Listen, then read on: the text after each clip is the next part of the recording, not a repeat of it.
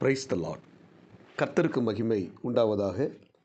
இந்த நல்ல காலை வேளையில் கர்த்தருடைய வார்த்தை மூலமாய் உங்கள் யாவரையும் சந்திப்பதிலே நான் மகிழ்ச்சி அடைகிறேன். 1 பேதுரு புத்தகம் 5ஆம் அதிகாரம் 6ஆம் வசனம், ஆகையால் ஏற்ற காலத்திலே தேவன் உங்களை உயர்த்தும்படி அவருடைய பலத்த கைக்குள் அடங்கியிருங்கள் என்று சொல்லப்பட்டிருக்கிறது. அன்புக்குரிய தேவனுடைய பிள்ளைகளே, தேவன் நம் ஒவ்வொருத்தரையும் உயர்த்துவதற்கு ஒரு ஏற்ற காலத்தை வைத்திருக்கிறார். ஒவ்வொன்றுக்கும் ஒரு காலம் உண்டு என்று பிரசங்கி புத்தகத்தில் நாம் வாசிக்கிறோம். எனவே நம்முடைய வாழ்க்கையில் ஒவ்வொரு காரியத்துக்கும் ஒரு காலத்தை தேவன் நியமித்து வைத்திருக்கிறார். வேதம் சொல்லுகிறது, அதினதின் காலத்தில் எல்லாவற்றையும் நேர்த்தியாக செய்கிற தேவன் என்று சொல்லுகிறார். எனவே நம்முடைய வாழ்க்கையில் ஒவ்வொரு காரியத்திற்கும் ஒரு குறிப்பிட்ட காலத்தை தேவன் முன் குறித்து வைத்திருக்கிறார். அந்த காலம் வரும் வரைக்கும் நம்ம என்ன செய்யணும்? பொறுமையாக அடங்கியிருக்க தேவன் நமக்கு கிருபை தர வேண்டும். ஆமென். எனவே அந்த ஏற்ற காலம் வரும் வரைக்கும் நம்ம தேவனோடு கூட அவருடைய கைக்குள்ள அடங்கி இருக்கிற அந்த கிருபையை நமக்கு ஆண்டவர் தருவாராக. வேத புத்தகத்தில் தாவீதை குறித்து நாம் வாசிக்கிறோம். இந்த தாவீது தன்னுடைய வீட்டில் 8வது, அதாவது கடைசி பிள்ளை.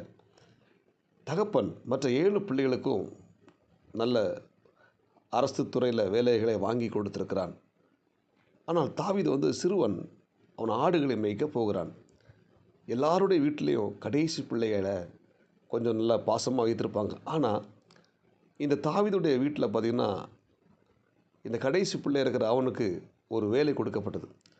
வனாந்தரத்தில் போய் ஆடுகளை மேய்க்கிற ஒரு வேலை. இந்த வேலையை தாவீது தன்னுடைய தகப்பனுடைய வார்த்தை கீழ்ப்படிஞ்சு தனக்கு கொடுக்கப்பட்ட அந்த வேலையை செவ்வையாய் செய்தான். வனாந்தரத்தில் ஆடுகளை மேய்க்கிறான். அந்த ஆடுகளை மேய்க்கும்போது அவனுக்கு மனதில் ஆழமான சிந்தனைகள் எழுந்திருக்கலாம். தன்னுடைய தகப்பன் மற்ற பிள்ளைகளை விட தன்னை ஒரு ஆடு மேய்ப்பனாக வைத்து விட்டானே என்று சொல்லி இவன் மனசில் கேள்விகள் வந்திருக்கலாம். ஆனாலும் அந்த கேள்வியில் ஒரு புறம் இருந்தாலும் தனக்கு கொடுக்கப்பட்ட அந்த வேலையை வனாந்தரத்தில் போய் ஆடுகளை கவனமாக, சரியாக, நேர்த்தியாக அந்த வேலையை செய்து முடித்தார்.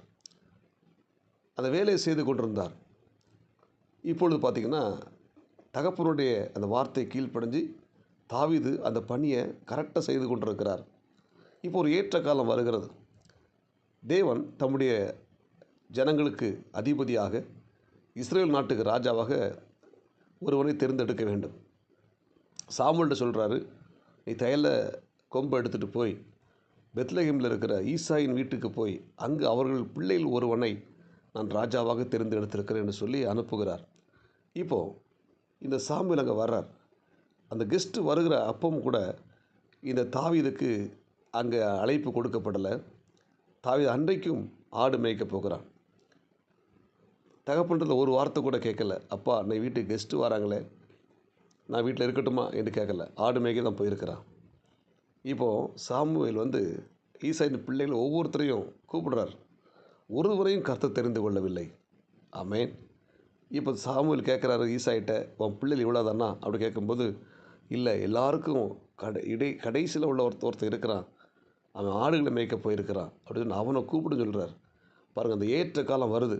இவன் நேராக போய் ஆள் அனுப்பி தன்னுடைய மகன் தாவீதை அழைத்து அனுப்புகிறான்.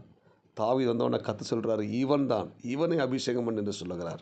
ஆமென். அந்த ஏற்ற காலம் வரது வரைக்கும் இந்த தாவீது வனாந்தரத்தில் ஆடுகளை மேய்த்து கொண்டே இருந்தான். தனக்கு கொடுக்கப்பட்ட வேலையை கரெக்டாக உண்மையாக செய்து கொண்டிருந்தான். தன்னுடைய தகப்பனுடைய வார்த்தை கீழ்ப்படிஞ்சு அந்த கஷ்டமான அந்த ஆடு மேய்க்கிற தொழிலை சந்தோஷமாக ஏற்றுக்கொண்டபடினால ஒரு ஏற்ற காலம் வந்தது. தேவன் அந்த தாவீதை ராஜரீக அபிஷேகம் பண்ணி தன்னுடைய சகோதரர்கள் மத்தியில் அவனை அபிஷேகம் பண்ணி அந்த நாட்டுக்கு ராஜாவாக தெரிந்து கொண்டார். அன்புக்குரிய தேவனுடைய பிள்ளை, ஒருவேளை நாமும் ஒரு சாதாரண ஒரு வேலை செய்து கொண்டிருக்கலாம். சாதாரணமான ஒரு சின்ன ஒரு வேலை செய்து கொண்டிருக்கலாம். நமக்கு உயர்வு வருமா என்று அங்கலாய்த்து கொண்டிருக்கலாம். கவலைப்படாதிருங்கள். அல்லேலூயா. ஒரு ஏற்ற காலம் வரது வரைக்கும் நீங்கள் பொறுமையோடு கூட நீங்கள் செய்கிற வேலையில் உண்மை உத்தமாக நீங்கள் செய்து கொண்டே இருங்கள். ஆமென். உங்களுக்கு கொடுக்கப்பட்ட அந்த வேலையில், அந்த பொறுப்பில் நீங்கள் உண்மையாக இருக்கும் பொழுது ஒரு ஏற்ற காலம் வரும்போது தேவன் உங்களை ஆஸ்வதிக்க வல்லமையுள்ளவராக இருக்கிறார். எனவே நீங்கள் சோர்ந்து போகாதீங்க, தைரியமாக இருங்க. கர்த்தருடைய வார்த்தை கீழ்ப்படிஞ்சு அவர் சமூகத்தில் நீங்கள் காத்திருங்கள், அடங்கியிருங்கள். ஒரு ஏற்ற காலம் வரப்போகிறது. அந்த ஏற்ற காலம் வரும்போது உங்களை தேவன் உயர்த்தி ஆஸ்வதிக்க வல்லமுள்ளவராக இருக்கிறார். ஆமேன். ஜெபிப்போமா? பரலோக தேவனே, இரக்கமுள்ள இயேசுவே, இந்த காலை நேரத்தில் இந்த இறைவார்த்தை கேட்ட ஒவ்வொரு தேவனுடைய பிள்ளைகளுக்காக ஸ்தோத்திரம். ஆண்டவர் தங்கள் செய்கிற வேலைகளில் உண்மையும் உத்தமமாய் சரியாய் ஆண்டவர் இந்த வேலைகளை செய்து முடிக்க நீர் கிருபை கொடுப்பீராக. ஒரு ஏற்ற காலம் வரப்போகிறது. அந்த ஏற்ற காலத்தில் இந்த இறைவார்த்தை கேட்கிற ஒவ்வொரு தேவனுடைய பிள்ளைகளையும் ஆண்டவர் உயர்த்தி மேன்மைப்படுத்துங்க. இந்த நாளுக்குரிய கிருபை கொடுங்க. இயேசு கிறிஸ்துவின் நாமத்தில் ஜெபிக்கிறோம் நல்ல பிதாவே, ஆமேன். God bless you. உங்கள் யாவரையும் கர்த்தர் ஆசீர்வதிப்பாராக. இந்த நாள் உங்களுக்கு இனிமையாய் அமையட்டும். ஆமேன்.